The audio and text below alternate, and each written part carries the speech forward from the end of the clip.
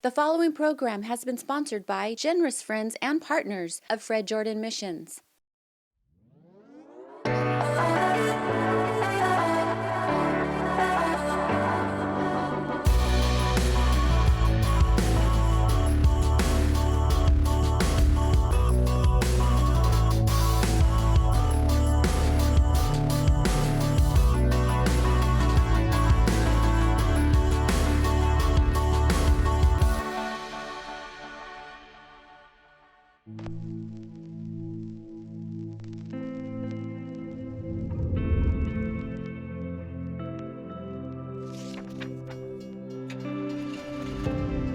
Sometimes it takes history a long time to reveal where you get your strength.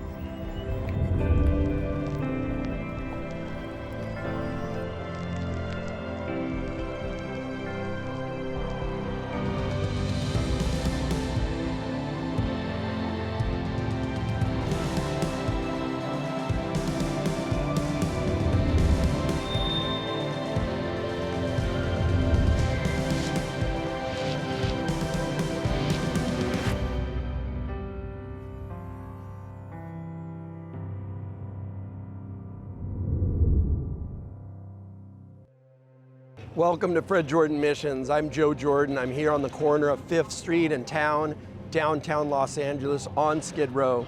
You know, for 80 years this year, we've been serving Jesus by serving those in need. My father started it, Fred Jordan, in 1944, and we've continued.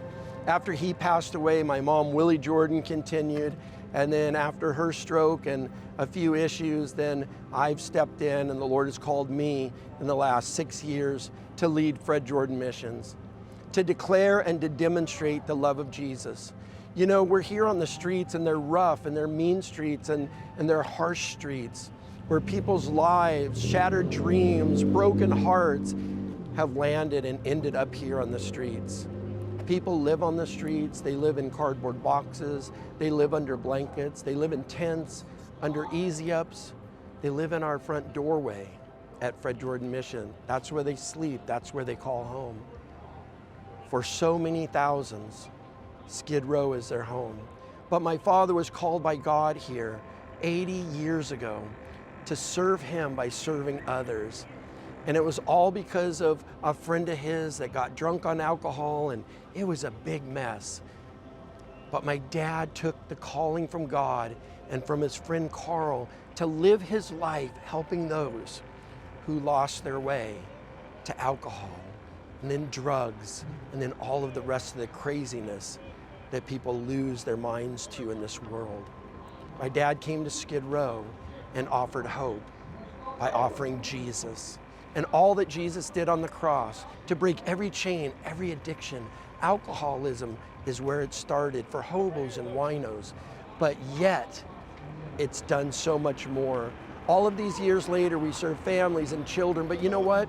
I've been coming to these streets for 60 years of my life since I was a baby. And you know, as the 6th of 7 kids, my mom and dad prayed for us every night. Having Fred and Willie Jordan as your parents, they were on television, they shared the gospel on Skid Row, around the world, on radio and television every week.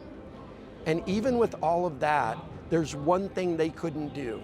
They couldn't give me and my 6 brothers and sisters an inheritance of salvation. You see, every single person, all of us, have to make a decision for ourselves. Are we going to trust Jesus, follow him, give him our hearts and life, ask forgiveness of our sins, or are we going to do our own thing and go our own way? My parents prayed and they prayed and they prayed for all of us, my brothers and sisters. But there were many times, even though I was raised with the Bible, knowing John 3:16, that God loved me, that God died for me when he sent Jesus to the cross, that I could have a free gift and I could have free life, but only if I trusted him. But I chose many times to go my own way, to do my own thing. You see, we have a free will, and I took that choice of my free will and got into a lot of trouble. You know, I never went to prison and any of that, but man, I partied, I drank, I got high, I did a lot of things that I'm ashamed of. But you know what? It's not the end of the story, because my parents, Fred and Willie Jordan, kept praying for me and praying for me and staying up night after night when I wasn't home and prayed for me. And because of those prayers and because of God's love for me and His grace and His mercy, He knocked on my heart and He drew me to Him, and He gave me the trust and faith to even believe in Jesus. And that was 36 years ago when my dad helped lead me back to Jesus and that personal relationship, and also led my girlfriend Chris, who has now been my wife for 36 years, to Jesus.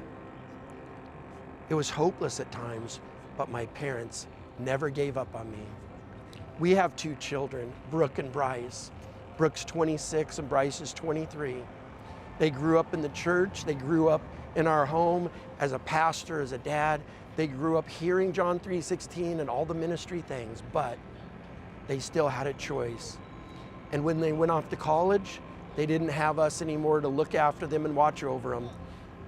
And so the world tried to take them a different way. Stay tuned, because I'm going to be interviewing my daughter, Brooke Jordan, and her story of how once her life was a mess and how God made a message of it. Stay tuned. Today, as we look all around, no matter where we are in life, more than ever we see needs, great needs, hopeless, hurting, desperate people. And what we would typically see on the streets of Skid Row, we are now seeing in every city, every community, and in every neighborhood. Hunger is no respecter of persons. Willie Jordan says, hunger never takes a day off. For those of you during this unprecedented time of history who are doing good, then we ask that you would generously give to those who are not as fortunate. So many from all walks of life are hurting. Will you extend a hand of mercy to help them in their greatest time of need? Your most generous gift is needed. Go online to give, fjm.org. Whatever the amount, great or small, your donation is greatly appreciated.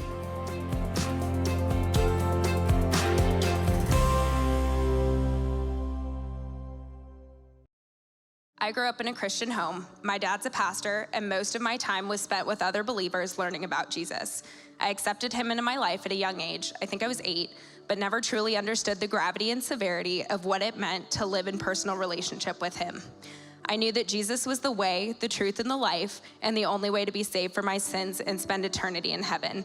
I played the role of the pastor's kid, doing and saying all the right things, all the things I thought people expected of me. I was learning the Bible in school and in church every week and prayed often, but all out of routine. I was overall a pretty good kid who stayed out of serious trouble, so I didn't see anything wrong with my life. From the outsider's perspective, it looked like I was walking with God daily.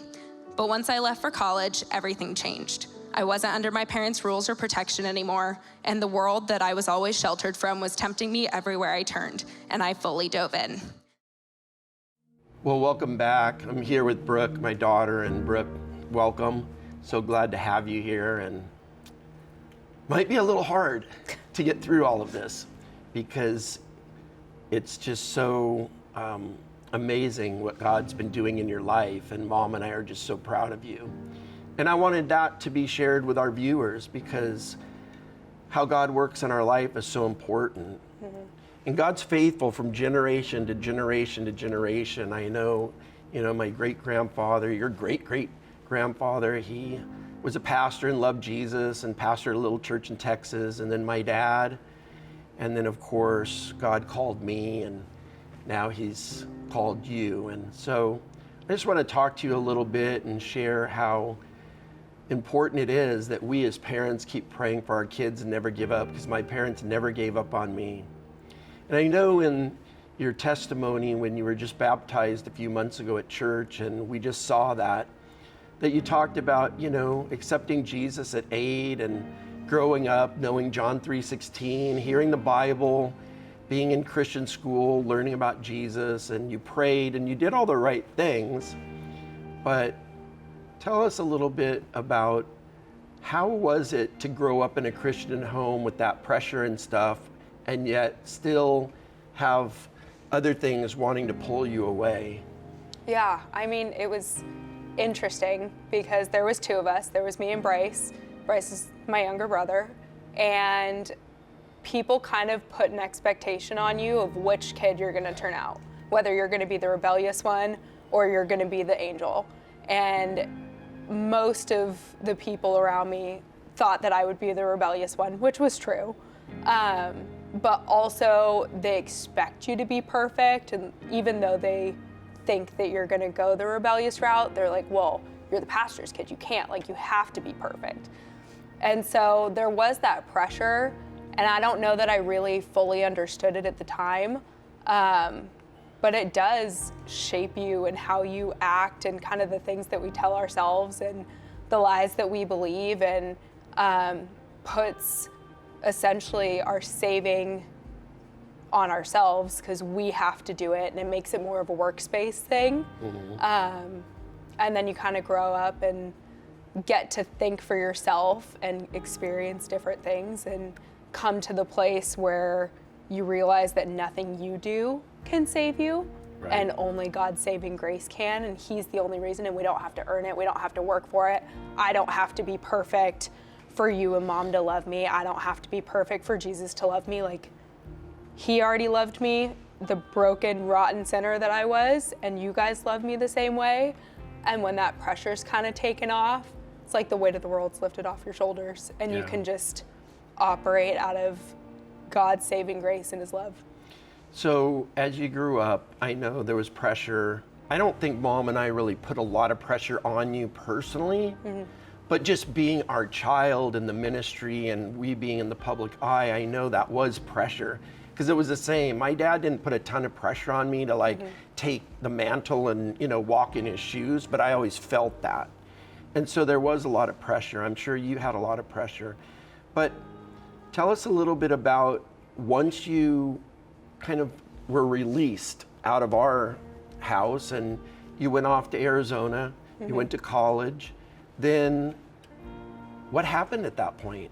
Oh, freedom, baby. I mean, I went from having to be extra modest in how I was dressing, going to my friends' houses. My parents always knew, you guys always knew where we were. You would call all our friends to make sure we were where we were supposed to be.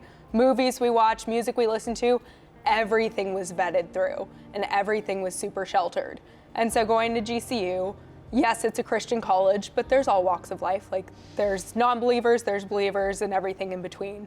And getting to see how the rest of the world live and kind of having the ground from which I operated and understood how the world worked completely change and shift was night and day. Like, I fully dove in and got into partying and drinking excessively and making the worst life decisions I possibly could because it was fun.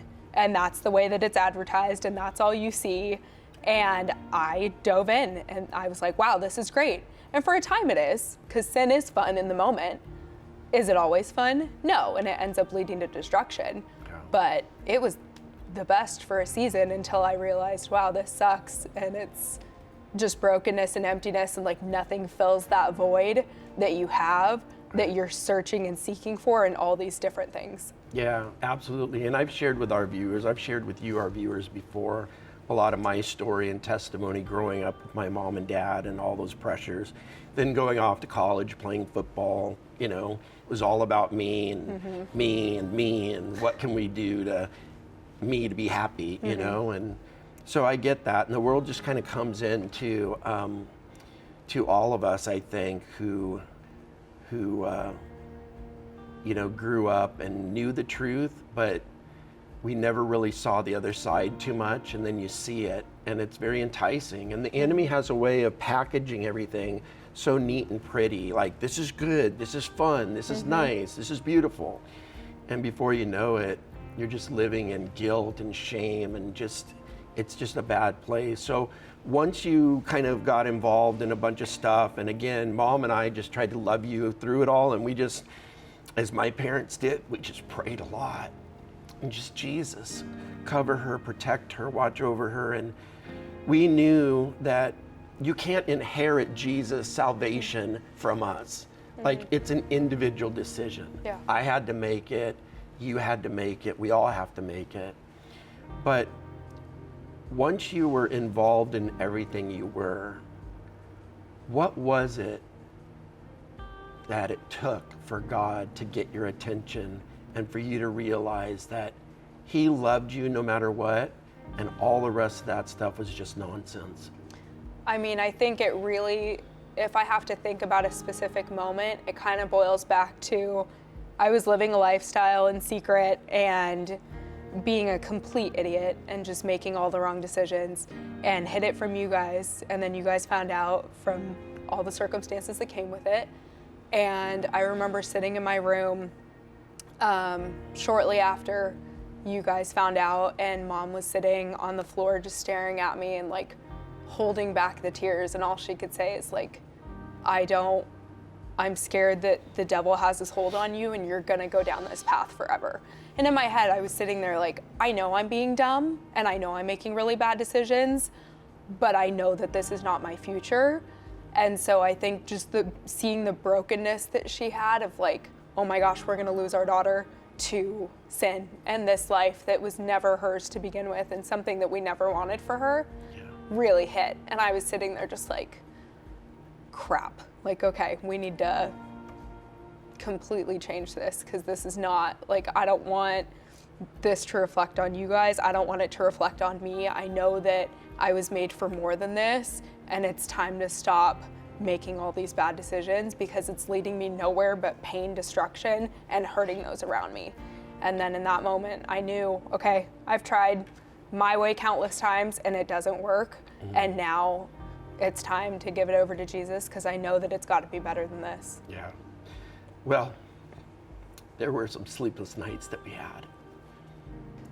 I just want you to know, in front of our viewers, whether there's 1 or 1 million watching right now, that we've always been so proud of you. And even when you were making knucklehead decisions, which I did plenty of myself, your mom, maybe not as many, but she made plenty of knucklehead decisions too. The Bible says that we've all sinned and fallen short of God's glory, and that's why we need Jesus to forgive us and to come into our hearts and lives, and then to guide us and direct us so that we can find that purpose and what we were meant to be. Because God created us all for a purpose. But in those sleepless nights and in those times where Mom and I would just kind of cry together, we always just trusted and believed Jesus and what He did on the cross, and that if He could save us, He could save anyone. But again, we knew that you had to make the decision on your own. And you know what? I want you to know, because we're on, TV, and it's probably around the world in some ways, and it's on Real Life Network now, and people are going to see this from all over the world. And I'm not ashamed of it. Your grandparents are going to see this, and they're probably listening to some things right now that maybe they never knew about you. But that's okay, because I'm just proud that you're Brooke Jordan and you're Chris and Joe Jordan's daughter, and everything you've gone through was worth it to see this time right now. And in just a minute, people are going to see the second part of your baptism that was just a few months ago, and how you're living for Jesus because the decision you made, the choice you made to follow Him because He loved you. Stay tuned. We'll be right back. Here at Fred Jordan Missions, every day we see all types of people.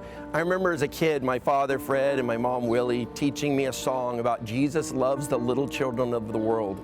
Red and yellow, black and white, we are all precious in God's sight. I still know that song. I taught it to my children, and that's exactly what we see here at Fred Jordan Mission every day. Red and yellow, black and white. Every single person that you could think of, from children all the way to seniors, are here on the streets living in LA. And they come to our doors to be loved on, to be shared with, that Jesus loves you and Jesus saves. We hand out water, we hand out drinks, we hand out snacks, we preach the gospel, we have hot meals, we do special events. But if you want to know who comes through our doors, it's all of us. There's no certain person, there's no certain look. But like I said in that song, red and yellow, black and white, we're all precious in God's sight. That's who we see here every day at Fred Jordan Mission. People from all around this country that end up on these streets can come through our door, and we will serve them as we declare and demonstrate the love of Jesus to those in need. As I stand here today, I'm choosing to be baptized to publicly declare my commitment to follow Jesus, express the overwhelming gratitude that I have for Jesus' transformative power in my life, and ask you as my church family to hold me accountable to live according to his word in all areas of my life.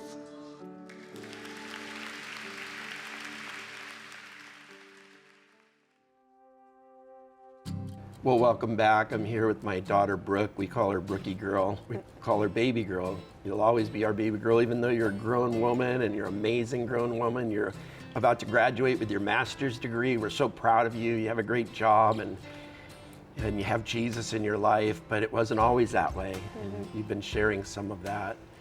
You know, it's amazing how just different things of our parents can really help us as far as coming to know Jesus. And you were sharing with the viewers and with me just a minute ago how just you watched your mom and she was scared for you, and we were both scared for you, and she was really worried and she was really broke. And I remember telling her lots of times that, you know, we just need to pray, and God's got Brooke, God's got Brooke. And it was hard watching you go through what you did. But I was always mindful and always reminded that when I was at my worst, running from God, partying and being an idiot, my dad used to call me every single night. And this is back in the day, you weren't even alive when they did this, but there used to be something called an answering machine. Now it's like voicemail, it comes up on your phone and stuff, on your iPhone or whatever, but he would call on the landline every night to where I lived, and he would leave a message, and he would just say, "Hello, son, this is your pa. I just want you to know I love you." And he knew my lifestyle. He knew what I was doing, and he just still loved me. And you know, it was through that I saw the love of Jesus. And I believe through Mom and that night that you watched her as you shared your story, and as we kind of came into your story and figured out some of the things, that was a big thing that motivated you to get things right. Tell us real quick about just that moment that you decided, I'm going to serve Jesus, and then how you felt when you started walking out that walk. I mean, it was night and day different. I went from feeling so little of myself and having all of my insecurities and the worst parts of myself being amplified to all of that being taken away. And it was hard. It wasn't just this split second thing of, oh my gosh, my life is totally different. I mean, it was in a sense, but it was also hard work, and I had to go to intensive Christian counseling and therapy because I missed the portion of where Christ is my identity. And we really had to work through that in my sessions, and just reading the Bible to myself and who God says I am and how I was created and all of the promises that he has for us, and really just filling in those gaps and creating my identity rooted in him instead of in alcohol and relationships and whatever else, material goods, I mean, you name it. And that started to play out, and it took a while for it to really be solidified, but just seeing how different it was from my life of sin to, okay, now my identity is in Christ alone. He alone can save me. He loves me regardless of what I do.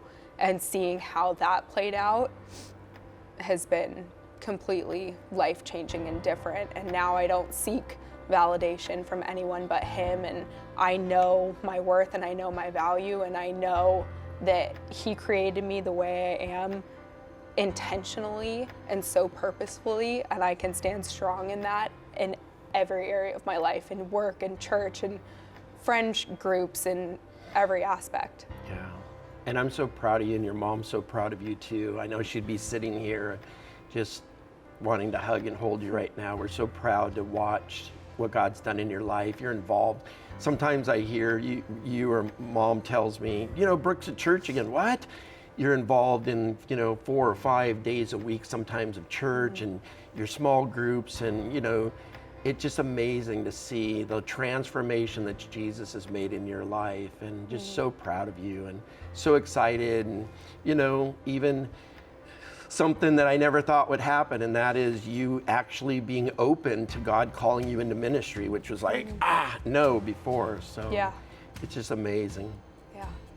So I'm so proud of you. And I just want you to know, as our viewers, if you have a daughter or son or a grandchild or a friend or something, don't give up.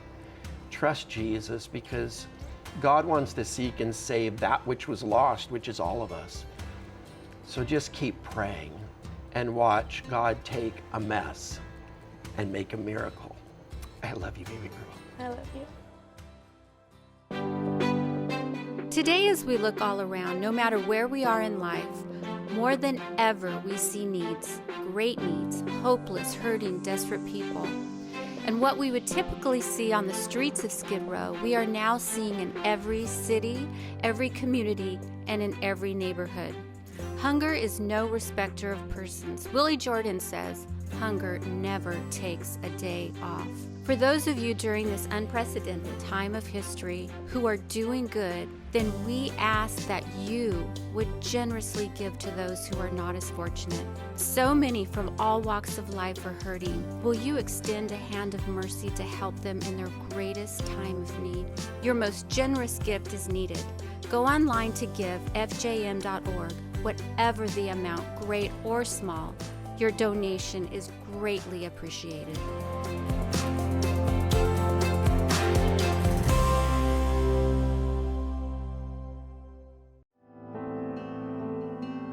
When the night comes and there's no one, and you feel hopeless and abandoned, just take my hand and lift your eyes.